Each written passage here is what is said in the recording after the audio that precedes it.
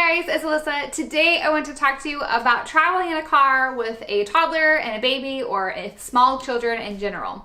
I've done a video in the past about flying with a toddler during the pandemic, but today I want to focus on being in the car because that can be super stressful. Whether you have one kid and no matter what their age are, it can be super difficult. So I want to address some of those tips for you today. But before we jump into that, I just want to say thanks for following along. My name's Alyssa. I have a 3-year-old and a 2-month-old, and I love sharing my opinions. I'm very passionate about a lot of things, and so I super appreciate you following along. Be sure to like this video if you enjoy it, and if you really like it, make sure you subscribe and check out all the videos to come. But traveling with the little ones. My first tip is to watch this whole video and take these tips and apply them in your life before you go on the trip. Maybe you're leaving tomorrow morning and that's not an option, sorry. But in general, try to practice these things in your home before just springing all this information to them on this trip. So for example, timers. Bring a timer, whether you use an Alexa timer or whether you use a little kitchen timer or a bell or whatever you use. If you use a timer in your routine, which is very helpful for toddlers on a side note, no, you have to stay in the bath until the bell rings, or when the bell rings, you have to get out of the bath, or we're gonna sit at the table this long, or whatever it is.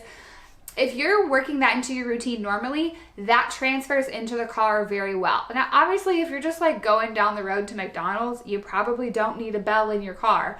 But when you're talking about a whole big long trip, maybe you do.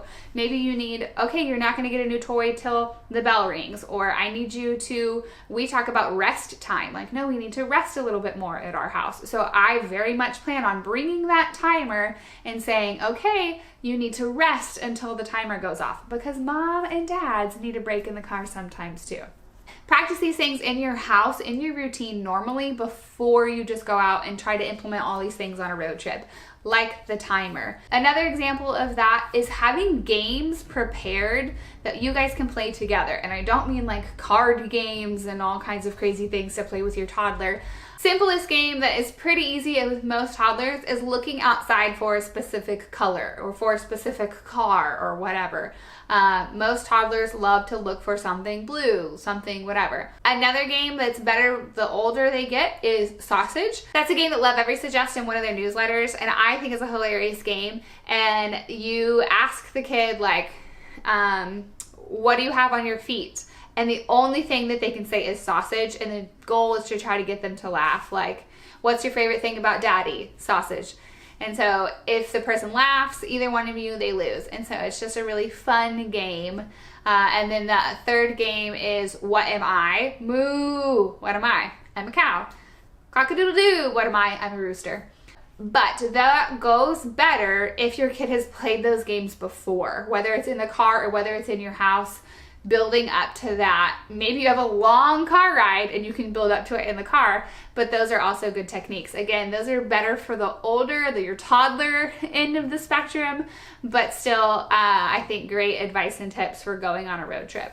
I feel like this next one almost goes without saying, but it's so important, I feel like I have to say it, and it is plan your breaks. Now, you have to do that obviously cautiously because you're gonna probably end up taking extra ones, or it might switch around and it might be different. You have to be flexible and going with the flow. But if you can look at your route and find somewhere along that trip that you know your kid is gonna get a solid meal, a good park that you can play at, whatever it may be, get your kids out of their car seats, stretching, give you a break, some fresh air. That's super important. So I encourage you, if you're doing a big road trip and you're super stressed about it, look at the route. Look up what's in the middle, what's a bigger city, find a park, find a restaurant that you know your kids will eat at, something like that. Which brings me to my next tip that is so important. Your kids have to have a good meal. They can't eat applesauce all day and half of a French fry.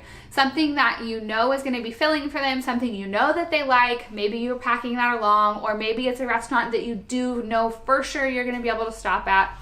Your kids need that nutrients. Most of our children are on a schedule, whether it's because we're at home with them and we're on a schedule, or they're in a school. We eat around the same time every day. And if all of a sudden on this road trip they don't get to do that, it's bad for them and it's bad for you.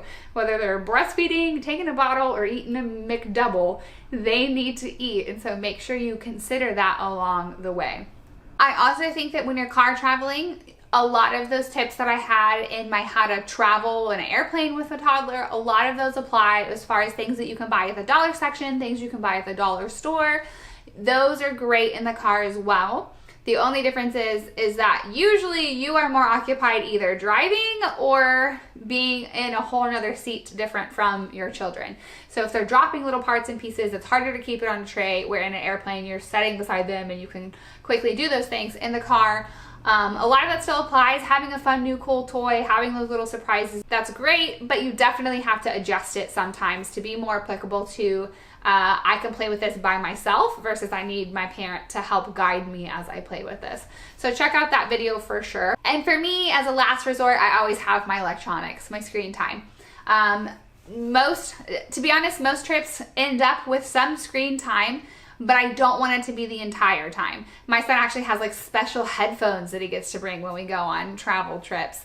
And we definitely incorporate screen time. We make sure we download offline Netflix. We download some of his favorite movies. And I also have the PBS app on my phone. And I love that because I know he's not going from video to video to video on YouTube, and I don't know what the content is, and I don't have to stress about it. He stays in that PBS app, and I know everything in there is something that I'm comfortable with. I don't know about you, but sometimes I think as moms or parents in general, like getting in the car can be an escape. Like your kids are locked in their seats and you know they're safe, and like a lot of them kind of chill out when you drive, and you can just have a moment to yourself, whether you're on the phone or you're going through a drive-thru and getting coffee or whatever. It's a moment of just like, and I know sometimes as a mom, that's a very rare occasion in my life. And so I enjoy riding in the car sometimes and just having a moment where I'm free of all of the things that are normally a part of my day that I love, but having a break from them is nice. But I feel like specifically on a long road trip, if I try to do that the whole time, my kids can't handle it. My kids can't be disconnected from me or an adult or a teacher for 5 or 8 hours or whatever. Like they need me to be there and be present. Coming back to the timer thing, you can ask them like, now is rest time or whatever. And then you can have that moment where you are away and you're focusing on not having your children's every need answered.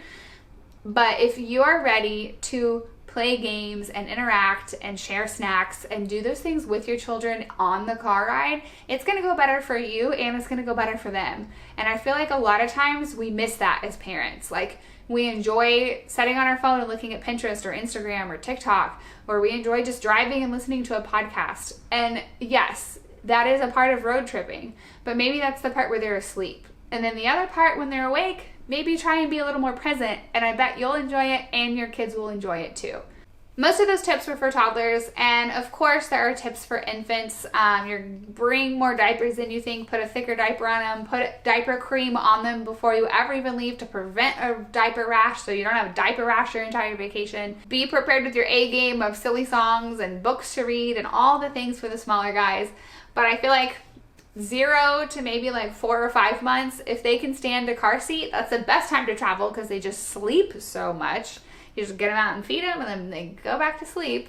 And then you have a period there where it's kind of rough and you just gotta be a silly clown for a while, and then they move into being entertained by toys and a lot more of the tips that I said today. So whatever you're gonna do with your travels this holiday season or anytime, good luck to you, because I know it's not always easy. But I think as parents, if we can adjust our expectation of the trip, if we know it's going to take a little bit longer, if we know that there's going to be some hiccups, but that we can view it as a time to spend with our family, then it'll be better than just being stressed out the whole time. I always think of like the old shows where like the families like sing together the whole time.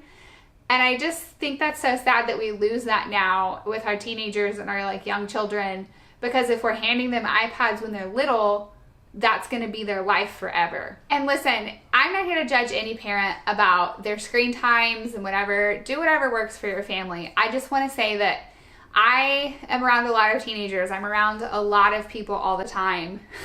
I'm around a lot of people all the time.